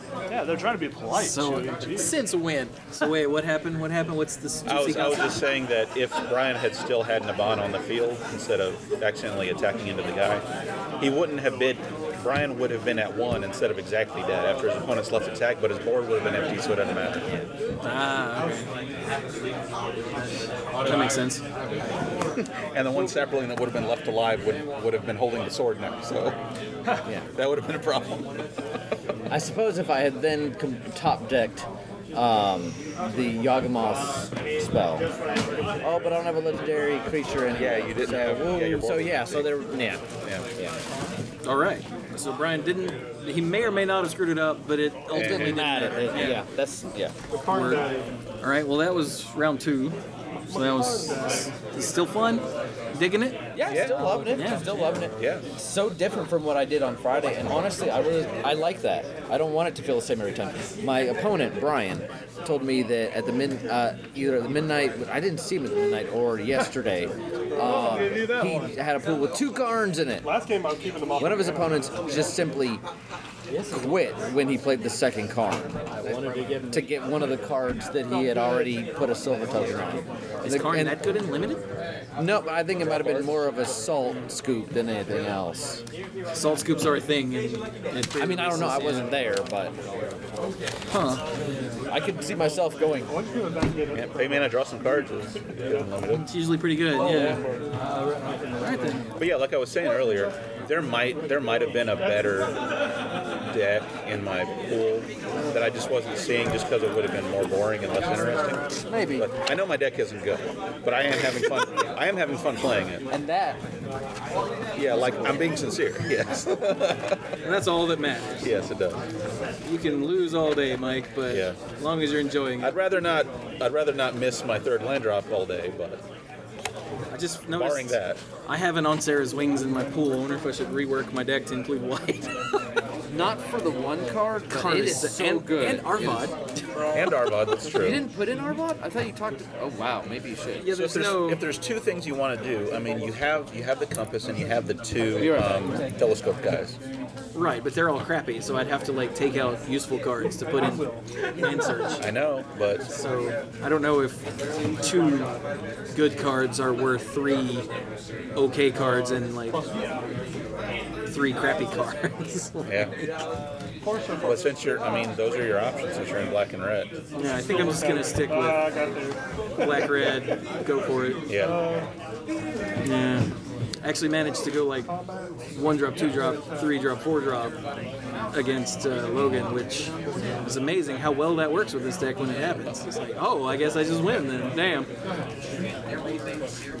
But oh well. The surveyor guys, the telescope guys, whatever they're called. Skittering surveyor. Skittering surveyor. Okay. They also work kind of well with your Josus. Just getting more lands in your hand. I'm never gonna get to 10 mana to kick him. Okay, I'm just saying. He doesn't need to be kicked. He's insane. I believe it. Oh, and the fact that the zombies have menace makes an interesting mirror breaking thing. Because there was after Jared and I finished, we noticed a game beside us where one player cast a kick Josu. His opponent on his next turn cast a kick Josu. And it was obvious. And on the first player's following turn, it was obvious that he wasn't considering the menace factor for the zombie knights. Because if he had just attacked with everything, his opponent would just be dead. But he was looking at his opponent's full board and just not considering that no, his zombie tokens have menace. Yeah, but his do too, so they can block, right? It's like flying or fear. Mm-hmm. But that's a very interesting mirror breaking yeah, it is. factor. What kind of deck wants this ability? So if it becomes a popular card, it doesn't become a popular card that people sit and stare at each other with. Yeah, it becomes a popular card where the first person to do it wins. Yeah. Mm. It seems good. Cool. Well, that was round 2, so we'll be back with round 3. All right, so round 3 is over for me and Mike. Hey, Mike, remember how I told you were an idiot for keeping the 2 land? I only need to draw 1. Yeah. Got to pay. I had an opening hand of Mountain, They get 3 3-drops, and I think a black 2-drop. Vigilance and life. Were the 3-drops red? One of them was, the 3-drops were red. Okay. One of them was Skittering Surveyor. Oh. I never draw the second land. He went turn 3 Steel Leaf Paladin, I was dead. Oh, no. Like, game 1 was over in record time. Uh-huh. It was brutal. Oh, no. Yeah, and I was like, oh, so all my notes for that were, I'm an idiot. Because I called you an idiot for keeping the, I just need to draw 1. What do you want, the play or the draw? It was play. Well, I guess you have to choose that before you. Yeah. But still, I was so Skittering Surveyor, man. I know. I was fine after that, but I literally never drew it. The turn after, I looked and it still wasn't it. Like it was just a dumb keep. I'm an idiot. Oh, really? Yes. And then in game 2. He went like Mana Elf into Gilded Lotus into a Black Blade Reforged on Valduc. He had 86 mana on turn 6. And I couldn't anything ever. I went turn 3 Skittering Surveyor to go get, I could either get the Plains to play the Arvad in my hand, or get a Mountain to play the Dragon. And I went for the Mountain to play the Dragon because it costs 4. Mm-hmm. And so play the Dragon, and it didn't matter. I blew a removal spell on his 4/4 because he had the Cyclops, and he's like, "You chose poorly. You're about to get punished." And he tapped his 56 mana and played Black Blade Reforged on Valduc. So now not only has he got a big dude, but he's got a big dude that makes another dude that comes with him. But I mean, I was gonna get punished either way. It didn't matter which one that I did, which one I killed. So I killed the one that had more power to start with. I just never got anything going. I did play a Skittering Surveyor, sack it and my Dragon after attacks to play Home Skill it to set my life to 10. Oh, okay. But he had 86 mana, so he had like 30 mana, 30 power worth of dudes on the board, and I was like, oh, right, I still lose. Crap. All right. So yeah, I was done in it couldn't have been more than like 6 minutes. Wow. For the whole round. Like, it was That's insane. Like, I'm trying real hard not to swear, because then I just have to edit. But it was complete bullshit. So how about you, Mike? How'd you do? I did well. I actually won this round. Oh, well, who you think, Mike? Nom nom nom. He was playing, what do I want to call it? like white-black story time, because I kept walking face first into these sagas that were just brutal. Like the one that he started to open up the first game with, that was, well, he didn't open up the first game with it. Okay, so in the first game, he on turn one, he just ran out that 2/1 bodyguard person, but with no other permanency ability, doesn't matter. But it's a 2/1 for 1, which is good. Start beaming with that. Eventually, he found that used to be a rare. Yeah. Eventually, he found Josu Vess, and then he played that Gerard saga, where your highest power creature gets +1/+1 for chapter 1 and 2. That +1 counter for chapter 1 and 2, which is a lot on Josu. You remember earlier when I said you put a sword on Josu and it's brutal? Yeah. Imagine doing that twice. Yeah. And then the last one is your highest power creature gets flying and first strike and lifelink until end of turn. I was able to kill Josu before that happened with, I don't remember what, but yeah, somehow I did that. I have no idea how. Anyway, it happened. Hand waving shenanigans. Whatever. Yeah, hand waving shenanigans, whatever. But the problem is that a few turns before that happened, he played the Eldest Reborn. So I had to sacrifice a creature, which messed up my board, and I had to discard a card, which was annoying. And then, like the next turn, the last one just brought Josu back from the graveyard to the battlefield. Yep. But at least he wasn't a 5/6. Yeah. So that helps. So instead, his 2/1 that was still alive was now a 3/2, and it had flying and lifelink and first strike for a turn or whatever. But yeah, so he just ended up running me down that game. And I had to use the Wake Up Your Land spell in fog mode. Dang it. Again. And it bought me a turn, which is helpful, but still didn't help. Game 2 was going really long, like really long. And I was only just barely hanging in there. I was at like 3 life before this other stuff started to go down. 3 life and the board was kind of even, but he had an advantage.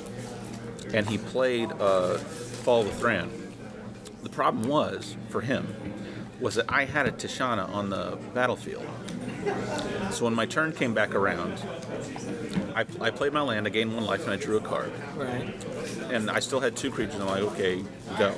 So he started his turn, and the second chapter of Fall of the Thran went off, so I gained 2 life and draw 2 cards. It's pretty safe. On his next turn that happens again, so thumbs up again. And that brings me back into the game. He's finally able to kill that Tishana, but after I played my second one, he just says, never mind, let's go to game 3. Because he can tell I'm just going to run him over.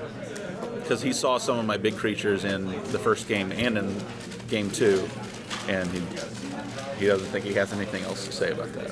Fair enough. In game 3, again, I end up walking face first into the Eldest Reborn. Because he attacks with Cabal Paladin, the 4/2. Whenever you cast an historic spell, each opponent it deals 2 damage to each opponent. Yeah. Anyway, whatever that guy's called. Yeah. He attacked with that guy, and I blocked with one of my creatures to trade. And then he plays Eldest Reborn, so I have to sacrifice my other creature, which was a Tishana that I only got 1 trigger off of. So I'm like, damn it. Naturally. But that's another game where I'm able to okay, wait, I'm alive. And my 7/6 Baloth is able to pick up the sword that gives +3/+0 and trample and vigilance, and ding him for 10. And on the next turn, I have the Wake Up Your Land spell, so I attack with everyone, including the enormous, ridiculous Baloth.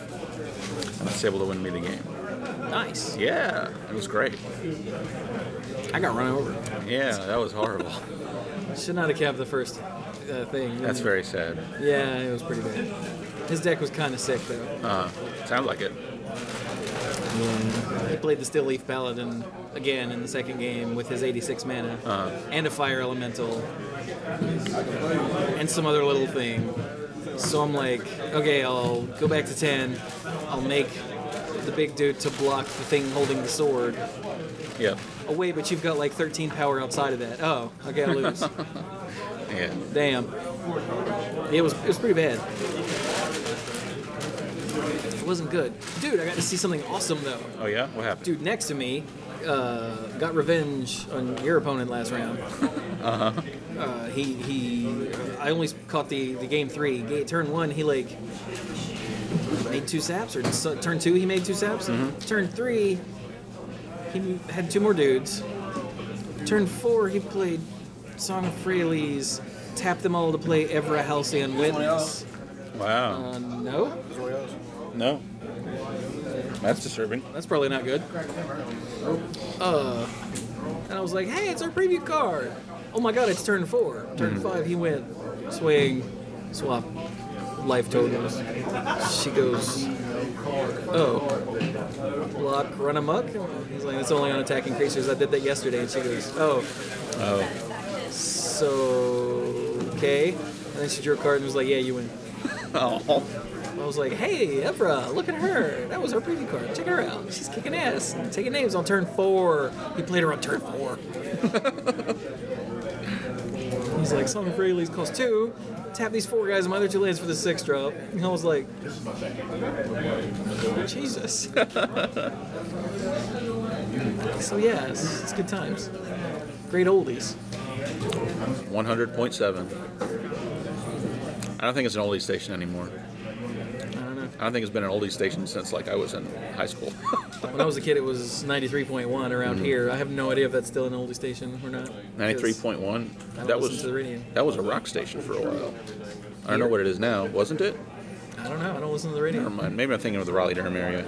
You probably are. They have weird music there. They don't have rock stations. Rock stations don't exist anymore? Well, so within the last, I don't know, year, I went to find, I had to drive to Raleigh, and so I met Bill for lunch. Yeah. And when I got to Raleigh, when I got into Raleigh, I'm trying to find, like... Wait, I'm thinking of 96.1. I'm sorry. Keep going. I was trying to find, like, metal music. I found classic rock, country, Yay Jesus, and, like, hip-hop. Oh, metal music hasn't existed on the radio for a long time. And I'm like, why is there no rock station? And Bill's like, not in Raleigh. And I'm like, what? There's like 2 here. Like, we've got the rock alternative, which is what, 106.5, and then we got 105.7, which is that too. Yeah. I'm like, you don't have any? He's like, no, we got classic rock and country. And I was like, what? It's the state capital, man. You're making us look bad. He's like, I can tell you a classic rock station. I'm like, shut your face, Bill. I mean, locally run stations still have it, but not the like Clear Channel Sinclair Broadcasting Group ones. Boo. Yeah. I mean, not in any. I'm sure some exist, but I doubt they're. I couldn't find them. I doubt they're very good. I don't know. Well, that was depressing. That's how fast I lost. I had time to think about rock stations in Raleigh. So, yeah, I guess you'll hear more at great length when Brian is done. So this is Brian, and although you didn't hear it, this is take 2 on this because I don't know how to work this damn thing. I didn't have a chance to say anything after round 3. I had to go right into round 4. But round 3, I played against a very nice gentleman whose name escapes me at the moment. And we had some very back and forth games. The first game was not so back and forth because I had basically the perfect curve. I think he thought I was basically historic tribal because I was able to get so many triggers off of Artificer's Familiar and Sarah's Advocate, Sarah's Avenger, Sarah's the Aven Flyer guy that you play on turn 2 and it does all the things. He had the white-black Legendary Knight, but it didn't really matter too much because by the time he was able to start activating it, I was too far ahead. He also missed 1 or 2 opportunities to make Knight tokens, but in the end, I don't know if it made a huge difference. Game 2, he took. He just had a decent amount of guys. I was flying and picking him down in the air, and he was beating me down on the ground. And the 4/2 Paladin, that whenever you cast a historic spell deals 2 damage to your opponent, is very, very good. And I wasn't able to really mount too much of a defense. We were kind of reaching parity, and then I made a block that I thought was safe. And he had the combat trick to then actually deal me lethal. So, there you go. And then game 3 was also very back and forth.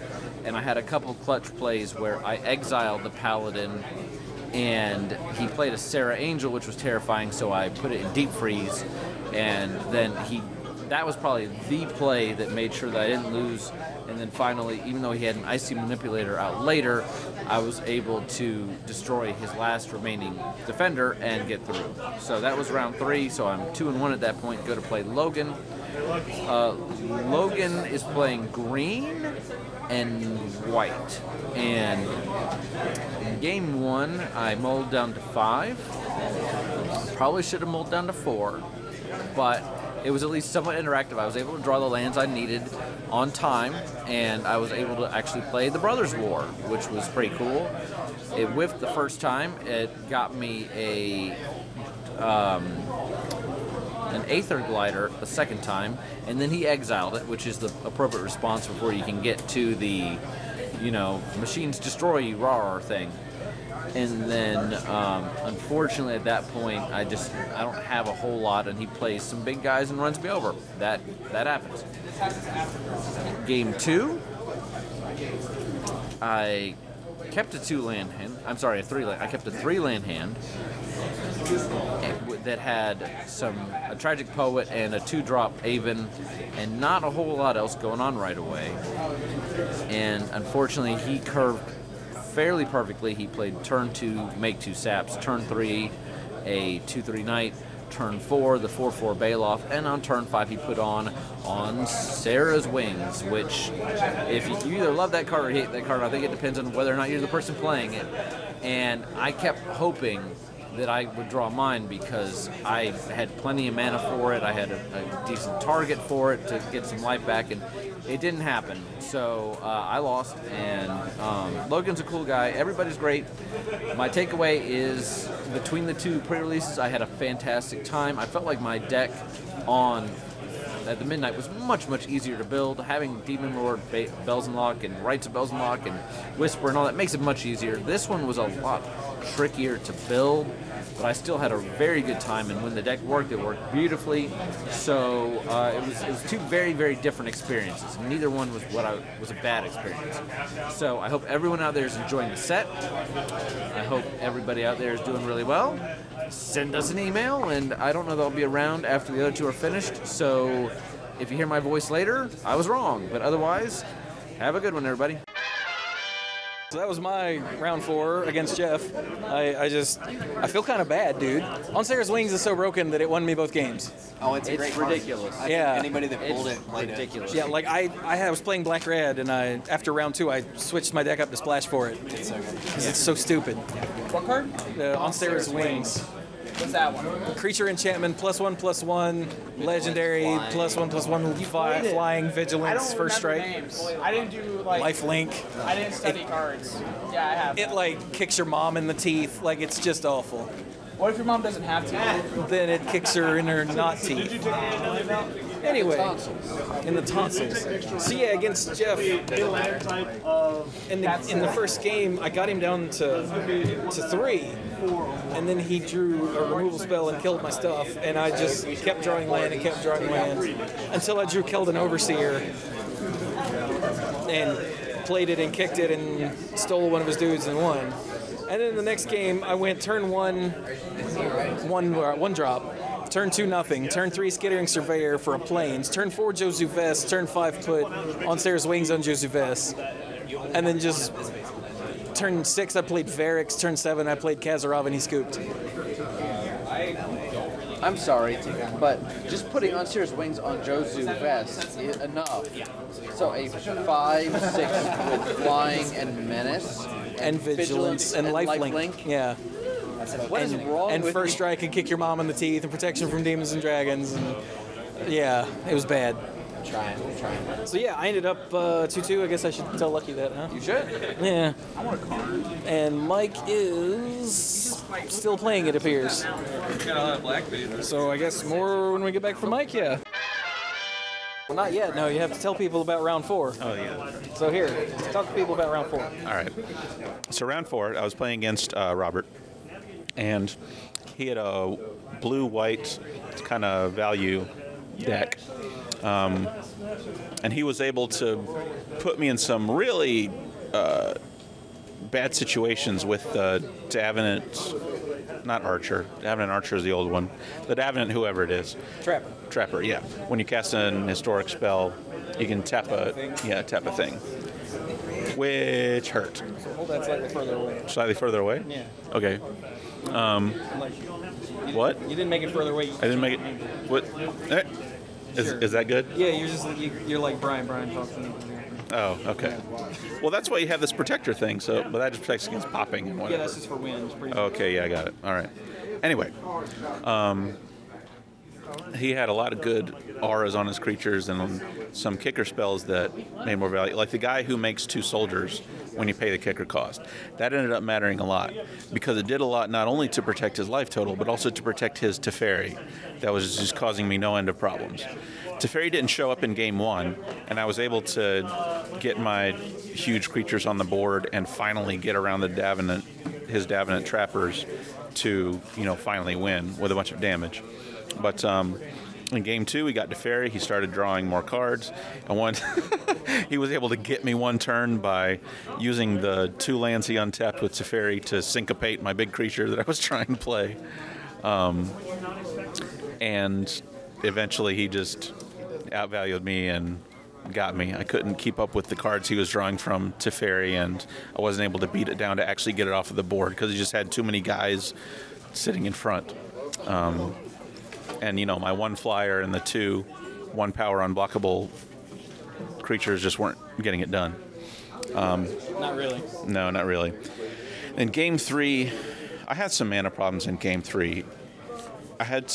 My first opening hand had 1 land, that was no good. The second one had 1 land, that was no good. The third one, with only 5 cards, still had only 1 land, and I'm like, But it had the 1/3 Land of War Scout that cost 2. I was like, at least I'll have a blocker if he gets a fast creature. And I scryed, and it was a forest, so I'm like, oh, okay. And I actually got really lucky with the next few land draws, because on turn 3, I was able to use them and the Scout to go out and play a Baloth. But he ended up eating a Gideon's Reproach a couple turns later, so whatever. But yeah, but Robert got Teferi again, and Teferi just took over the entire thing.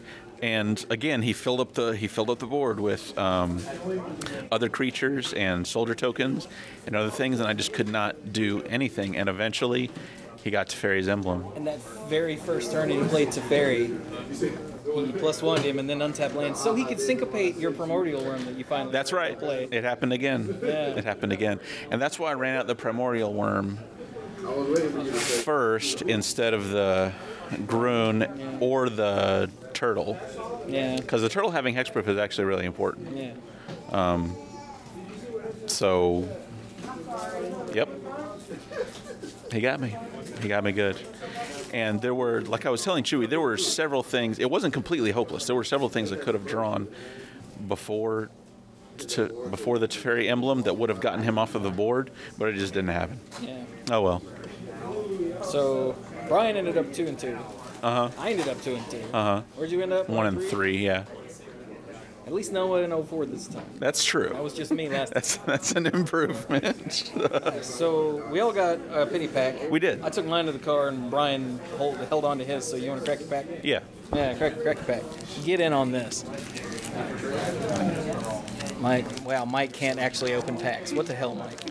I tried to open it with the little notch, which I don't usually do, and it didn't work. That's why you don't do that. Okay, so Relic Hunter, this is a good card. This is just a good card, especially like the one I had in my deck was also sometimes backed up randomly by Tetsuko. Is that the name? Something like that. Since it has 1 toughness, it's just unblockable all the time. Yeah. It's a really cool card. Yeah. You know how they previewed that card? No. They gave it to Moxie MTG, and she cosplayed that card. Not that one, Tetsuko. Oh, Tetsuko. At whatever that event was. Uh-huh. That's pretty cool. She also wrote the flavor text. Was it Grand Prix in Seattle or whatever? It's something like that, probably. She also wrote the flavor text for that card, so it was even better. I did not know that. Yeah. Warlord's Fury, that's cool. Charge. Remember when this used to cost 3 and only affected attacking creatures? No, neither do you, old man. Arbor, that's pretty cool. Dark Bargain Man. I wish I had one of these. Yeah, it's yeah. an instant too. Wow, it is. Yeah. Draw 2 cards, look at 3, draw 2, instant. That's really stupid. Yeah, I like it a wow. lot. Cloud Reader Sphinx, nice and solid. Ball of Angel, All Hail Demon Lord Belzmalon. Yay, bears. It says Skittering Surveyor. Yay. Primordial Worm, had 2 of those in my deck, he was cool. Cast Down, Knight of Malice, awesome. Ooh, Dreadshade in the rare slot. Nice. And Slin Voda in the legendary slot. Nice. That's funny. Do these show up in the regulars? I assume they do. They show up in the regular slot in the booster packs. I think so. Is it possible to get a repeat of one in a pack? I have no guess idea. so. Apparently, if you get a rare legendary, then you don't have a legendary slot. Or something like that. Sounds weird. Or something like that. Because in my first pack I opened, I had Kazarov, and that was it. At the end, I was like, oh, cool. And then the next one I had a rare, and then the legendary, and I went, wait. And I saw, I think it was Dr. Jeebus complaining about that on Twitter, like, after the midnight. So is it one less card, or is it replaced with something else? I think it's just another card in the deck, or in the pack. Like a common or an uncommon? Something, probably. I don't know. I didn't actually think about it until after I'd opened the second pack, so by then I was too late to go dig out. Interesting. So yeah, I don't know if I actually mentioned this, but I actually changed my deck. I put in the 2 Skittering Surveyors and 2 Planes, or Arvad and on Sarah's Wings, and took out like 1. I took out 4 other cards. I don't know what they were. They didn't matter though. Right. And now I wish I had done that at the beginning. Because, yeah, on Sarah's Wings is a broken card. It's pretty awesome. I mean, it's not broken except in, like, sealed. Yeah. But in sealed, it's completely busted.